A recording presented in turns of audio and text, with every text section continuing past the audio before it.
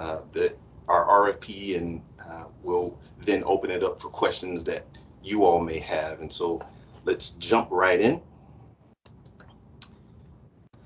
Really, first and foremost, we want to make sure that our grant was aligned with all the guided pathways work that's taking place within our system. And so in the grant RFP, you'll indicate sort of which pillar or pathway of which pillar of guided pathways that your project will align under, and that is um, uh, basically a strategic way to ensure that this grant doesn't serve as just a standalone work, and it is really ingrained into the nature of the institution. And so uh, as more and more of our institutions are uh, you know, transitioning towards the guided pathways model, we want to make sure that we align with that work as well.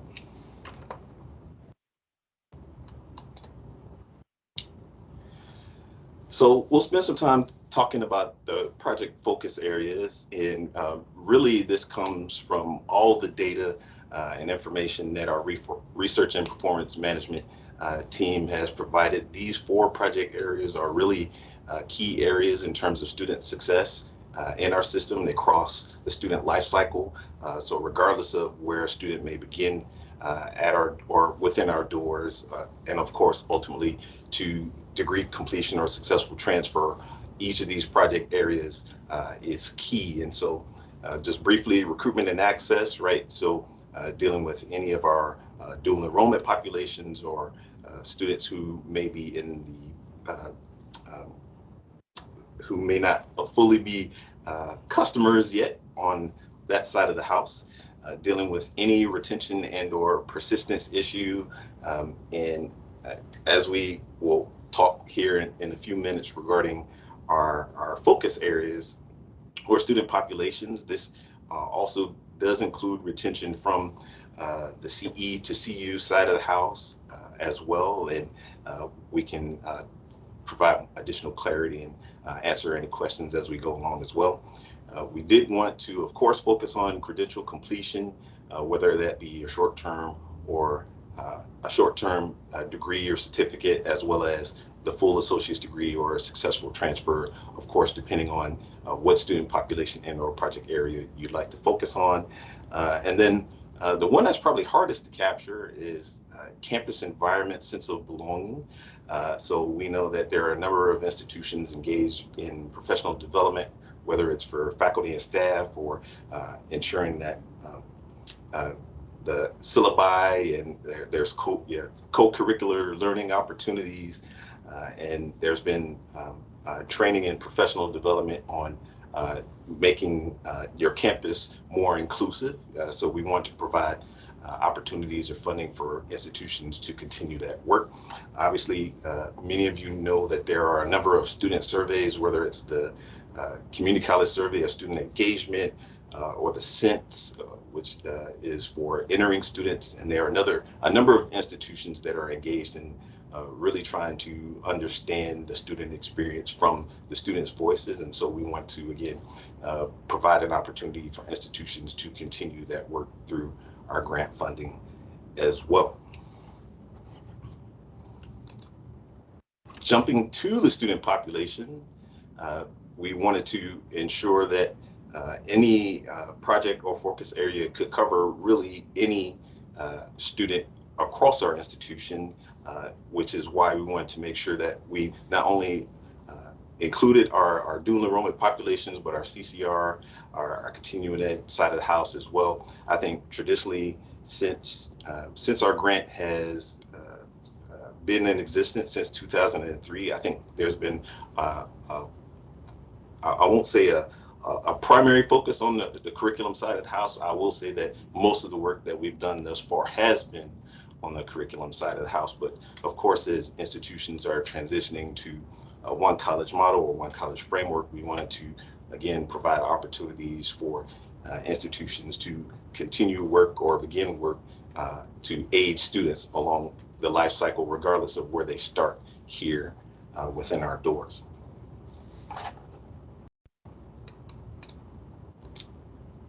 So Over the course of the last 2 weeks, we've received a number of questions. I believe there are 6 or 7 that were included in the web form. I'll run over those answers briefly. If there are any questions that we have from the audience, feel free to then chime in as we go along. I am monitoring multiple monitors here, so if I missed your question or if I don't see your question, either raise your hand, unmute yourself, chime in, and we can go from there. So the first question is, can institutions submit more than one application if they wanted to have multiple focuses or multiple project focus areas? And that answer is no. We'd like institutions to decide on one specific project locally and then submit that primary application to our office for review. There were some different schools of thought on this particular response, but I think after all the conversations in it, we think it's best that institutions only submit one application for one particular project and move forward. The next question is, how much detail should we go into current practices, initiatives that you already have in place focused on this student population? So our grant application will be reviewed by a committee. There was a question about how our committee is formed, who's on our committee, and I'll speak to that briefly in a moment. But in terms of level of detail about current practices, really, I think we're trying to understand the current level of scale or current level of work at the local institution. So for some institutions that have been with our grant since its inception, we know that they have long-standing programs or initiatives or trainings or things taking place. And so if you're applying, and you can definitely lean on that experience and share some of the great work and strategies that have been implemented. If your institution is re-engaging with us after this last grant cycle, or if you've never engaged with us before, we still want to know or have some type of indication on the level of work or practices that are already taking place as it relates to the project and focus area that you'll be applying for.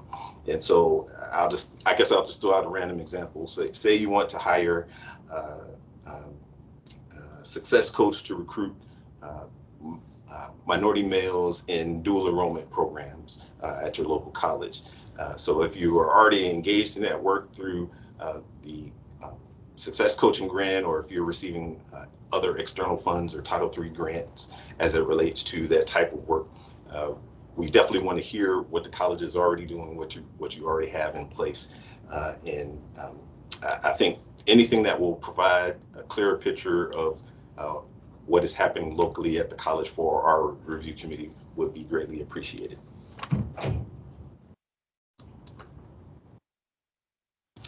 So the next question that was really most prominent is, should the data that you submit in the proposal primarily focus on minority males? And that answer is yes. Obviously, we know that there are other student populations that are affected or sort of key or central that sort of surround, so anytime you're dealing with coach, if that coach isn't only going to be assigned to your minority male population, if they're going to be assigned to other students, should that data also be included? What we decided is for this particular application to only focus on what is currently going on with your male students in your specified targeted project focus area.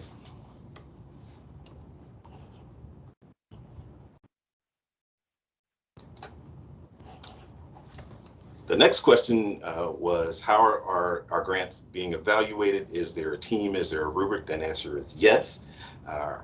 We have not fully formed our grant review team.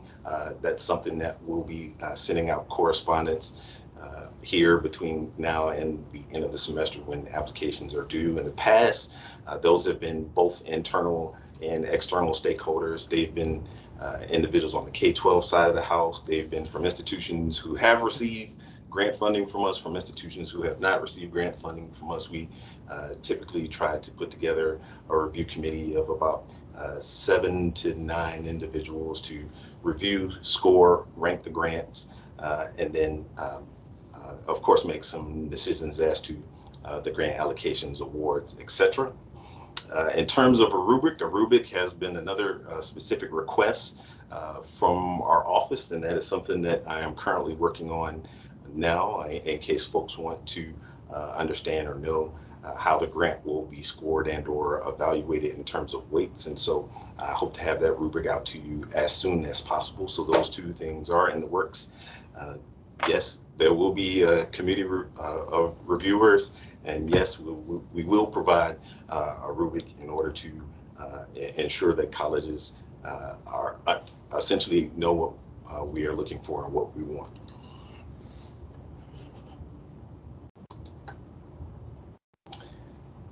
Another question that came up fairly frequently was about the request for sort of question number one as it relates to looking at your local CLNA.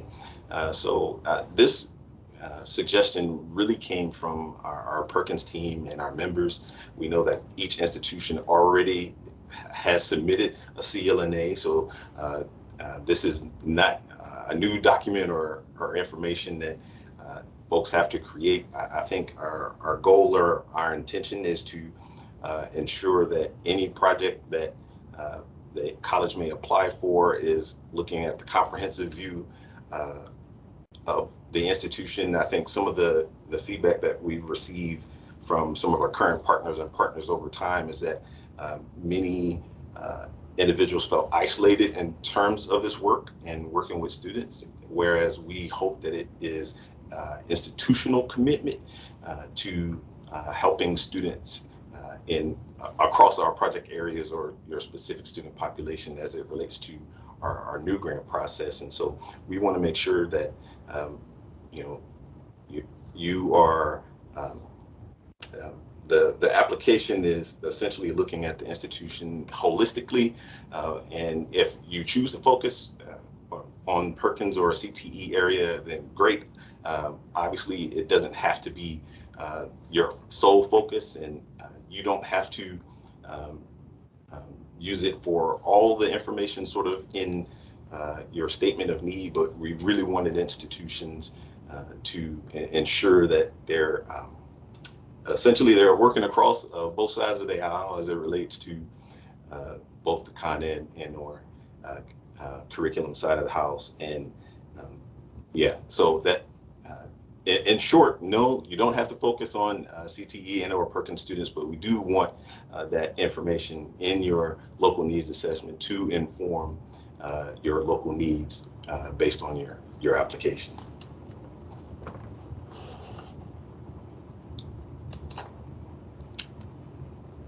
The next question was as it relates to evaluation and reporting. And so I'll say this is really a twofold answer. So the first is we're asking each institution to identify how they are going to assess success in which metrics that they are going to utilize in terms of determining success for the local project.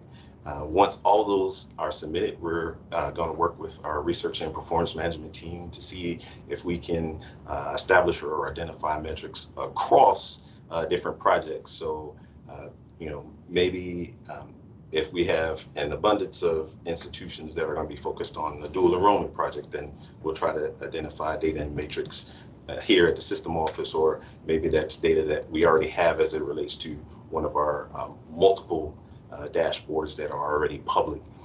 And so we'll make sure that we not only have the local data for the local institution, but we'll also try our best to identify some system-wide metrics as well for reporting purposes. And that's something that we already somewhat do.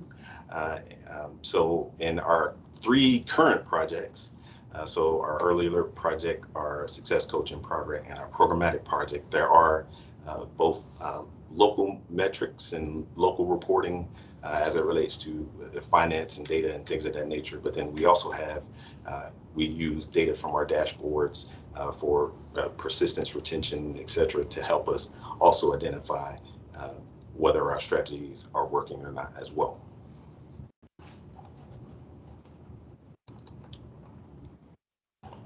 I think the last question that I had, and then we'll open it up to anyone to ask their own question, was, can you clarify whether the allocation is based on a per year or over the next 4 years? And so just as an example, if your institution is awarded the full allocation or the maximum allocation, that is $50,000 per year for the next 4 years.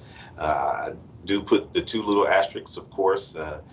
That is pending any change in state budget and or our allocation from the state, but our thus far, knock on wood, we haven't received any negative indication indicating that our funding will be reduced or taken away thus far. And so we're hoping that our finances and our allocation will sustain, and we'll have that for the next for future years. I don't even want to put a cap on it. We'll have it for the future. And then, aha. So I believe those were all the questions that were submitted on our web form. And so if there are any questions from the audience, I'll pause here for a moment and say, feel free to include that message in the chat. Or if you prefer to unmute yourself or jump on camera, please do so.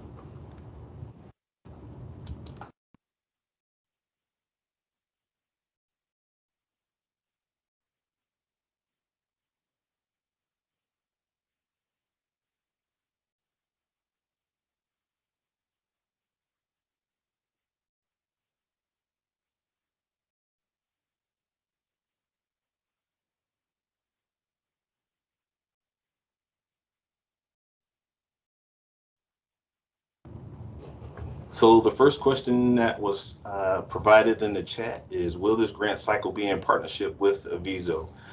So no, ma'am. Obviously, we know that they have a number of institutional partners already. So I'll answer this question in multiple ways. So no, we don't have a specific partnership with Aviso as it relates to this particular iteration of our grant. However, yes, you can still continue your partnership.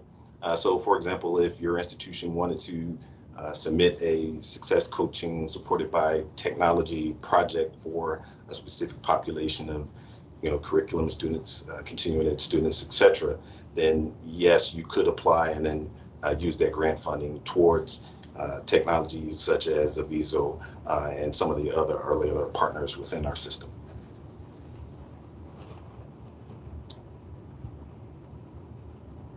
The next question here is, for the application, we only submit a 1-year budget, correct? Yes, ma'am, that is correct. So the specific budget form that we've outlined is for the annual allocation and not for the full duration of the grant. And so what we'll do is we will essentially multiply your grant requests over the 4 years for the 4-year allocation. The next question is there any updated guidance on whether we can continue funding Avisa as a part of our grant strategy? So not specific guidance, but that answer is yes. So whether you're using Aviso, EAB, Civitas, or any other early alert vendor or platform, or retention software technology, that is all acceptable under our grant application window. The next question here is, the funding project specific, or can funding be used for a success coach? So yes, essentially when writing your application, right? So I imagine that's going to be on the help students decide and enter a path, guided pathway pillar. So that would be the guided pathway pillar I would pick. I'm assuming that your coach is going to be geared towards retention and persistence. So that would be the project pathway that I would pick. And then in terms of your student population, really that could be as broad or as narrow a focus as you choose, right? So if you wanted to really hone in and be um, program or area of the college specific, right? So uh, you want to have a retention or success coach embedded in an academic program or in an academic division, then yes, you could do so.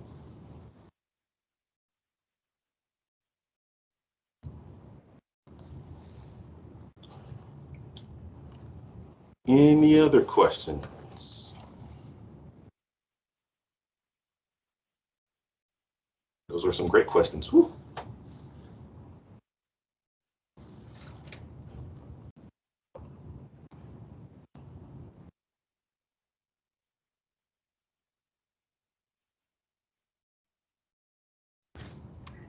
Any other questions?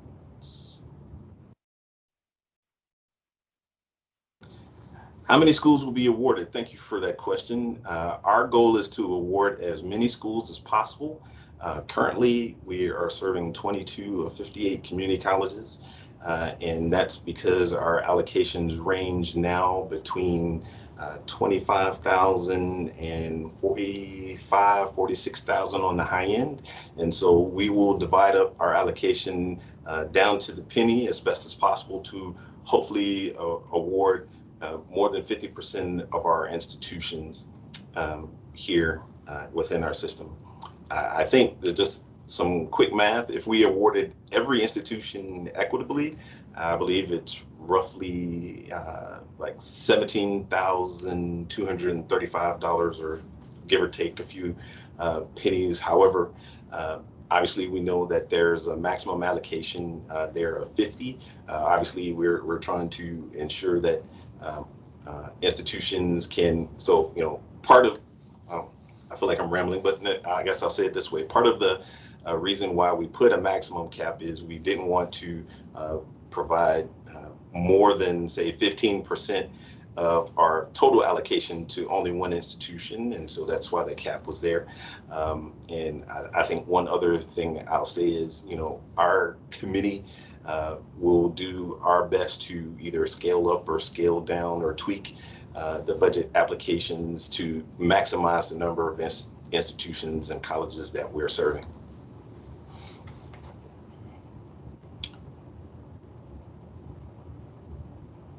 So the next question here is, we have information on the CLNA, but it does not have a lot of data specifically on minority males. Will we be able to use another instrument to obtain data on minority males? So that answer is yes. The CLNA is just one source of information for you. Obviously, each campus has resources in terms of their own IEIR offices. Obviously, you can use any of our publicly accessible data and dashboards that are on our system website as well. Of course, our equity report data is a little bit old or outdated, but obviously that could glean some information from you as well as all the measures that we have from our state performance measures reports as well. So there's a lot of data out there. It's really dependent upon narrowing down again your guided pathway pillar, your project focus, and your student population. And so you know feel free to pull data from any and everywhere, but obviously we do want your institution to look at that CLNA, and that is obviously a nod to our Perkins folks. Where should we submit the grant application? So feel free to email the grant application to my attention. We'll send out reminders as we near the academic term for this year, and of course over the holiday period, and I'll send multiple reminders for the final deadline as well.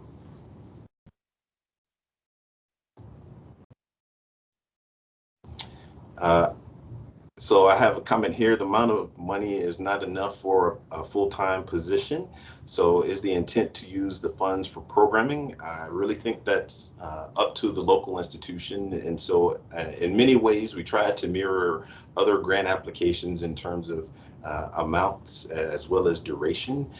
So there will have to be, in the case of hiring a full-time person, some local contribution that the institution will have to make to ensure that the position will include, benefits, et cetera, to be a whole full-time position.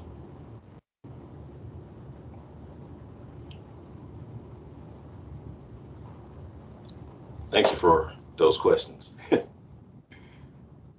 Any other questions?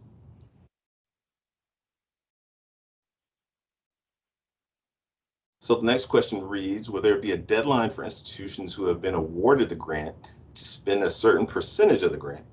If so, and institutions have not spent this percentage, will the funds from those institutions be retrieved and reallocated to other institutions? And so that answer is yes. I believe in the RFP, we wrote there in our funding guidelines that at the end of every academic year, we're essentially looking for at minimum 75% of the grant allocation to be expended, especially in that first year. Obviously, we know that if you're hiring someone, it takes some time to hire, or if you're purchasing technology or some other tool, that there are some contractual obligations that must be met and hurdles that often come along with that. But yes, so the short answer is yes, we're looking for a minimum percentage of allocation to be expended within that first year. That's something that we'll be looking at each year. And then here at the system office, we have a reallocation policy for any grant where money can be exchanged and distributed amongst institutions on any given year, as long as we meet the system office timeline.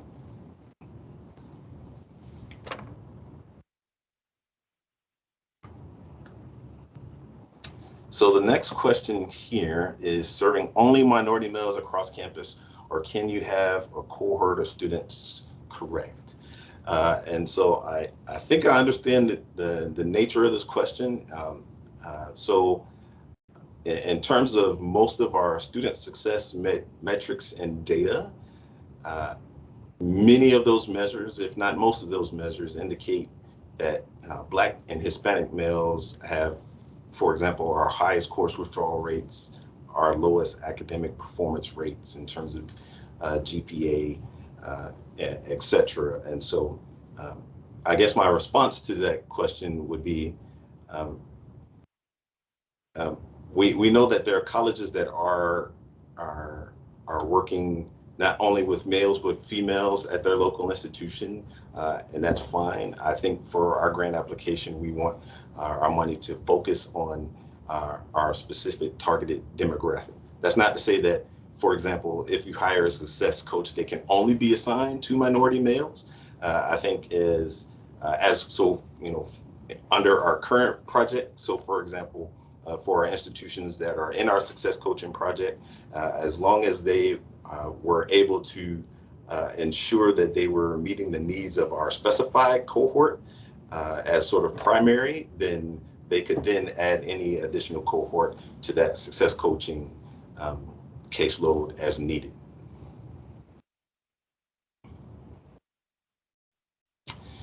So the next question here is, will there be any training on the guidelines of writing the grant? In terms from our office, no. I think there has been requests on information regarding like page limit, page max, maybe some formatting information that will come from our office. I think that folks are anticipating some of those types of things, but in terms of the specifics of writing a grant, I would obviously encourage you to contact your local grant writer and have some conversations with them, as our deadline is, I'll say, quickly approaching, but there is still some time between now and the new year to get that in.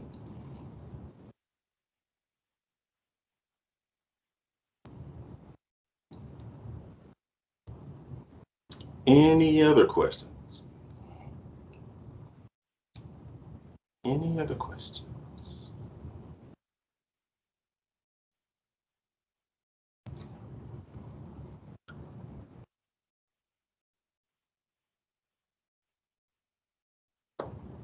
Questions going once?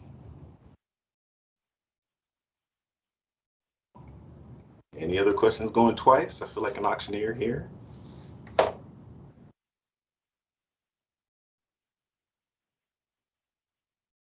The next question I have here is, will there be an appeal process for schools that are not awarded? That's something we haven't thought about in a while. Obviously, we haven't gone through this process since 2019. I'll sort of talk about our last process before I give a definitive answer. So our last process, after applications were graded and scored, we contacted all the both receiving and the successful, and so we'll say non-successful institutions receiving our grant. We then provided one-to-one calls if the institution requested regarding review of their grant and the scores. And that was either done by myself or Dr. Kelly. And so in terms of an appeal process, I want to, before I give a definitive answer, I do want to go talk to the powers that be to discuss that one, and I'll get back to you on that. The next question is, what is the timeline and information for page limits? I will do my best to get that to you before the Thanksgiving holiday. Really why that isn't in the application already, it's sort of twofold. One, I've been asking sort of anyone that is in control of a grant here at the system office what their requirements are, and there's really no standard. And so I didn't want to be too far outside of the margins. And so as I've been collecting those, I think we have a good framework of what each section, that the length and duration of each section should be. And so I'll send that out within the next 2 weeks or so. 2 weeks or so. Will I share the PowerPoint with you? Sure. And will I provide a recording or PowerPoint of today? Also sure.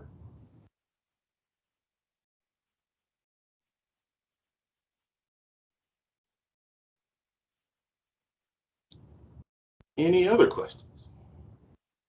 I feel like every time I pause, it gives folks more times to think of questions. Thank you, thank you.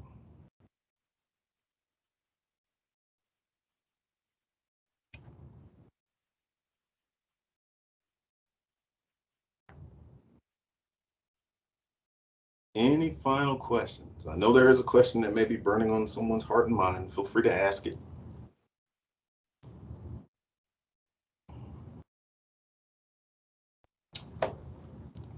If there are no questions, I'll say this, and because this was more of a conversation than a question, and is this a departure from our work prior? And so really that answer is dependent upon the institution. So we know that there are institutions that have long-standing work in this area, whether it be through mentoring and or leadership programs or offices or dedicated personnel at their institution. And should the institution wish to continue their work, by all means, continue to do so, please.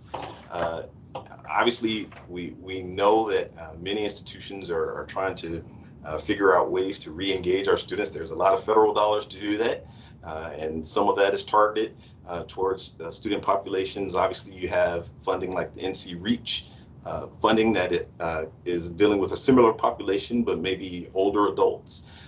And so obviously, we just wanted to provide an avenue to give institutions the flexibility to craft student success solutions that they best think align with our targeted demographic and helping those students succeed. And so continue doing great work. If there's something new or a new initiative that you wish to try, please apply, and we will go from there.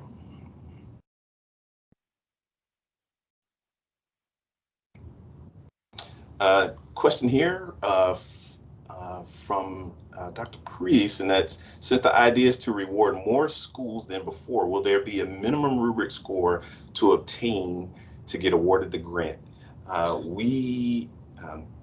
The last time we went through this process, we did not have a minimum cutoff score. After our grants were scored and ranked, because we had our project buckets, we ranked each of the buckets separately, and that's something that we'll probably do here in this instance. And when you see the rubric that we've created, it speaks more towards the level of content and information as it relates to each individual section. Yes, we'll share the presentation and recording. Gotcha. Thanks. Thanks. Gotcha. Okay. I hope I answered your question. If not, please let me know.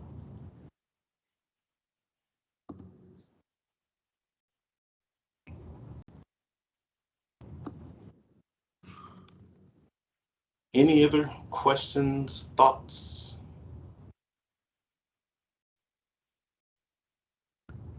Hearing none.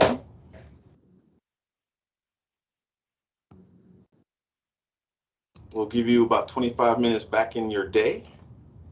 I always like to end by saying thank you for everything that you do for our students and the daily grind of helping our students meet their personal and/or academic goals. So thank you for everything that you do. If you have any questions, the forum is still active. The forum is still open. Obviously, you have my email address should any questions arise, and then stay on the lookout for those finishing documents, and we'll go from there.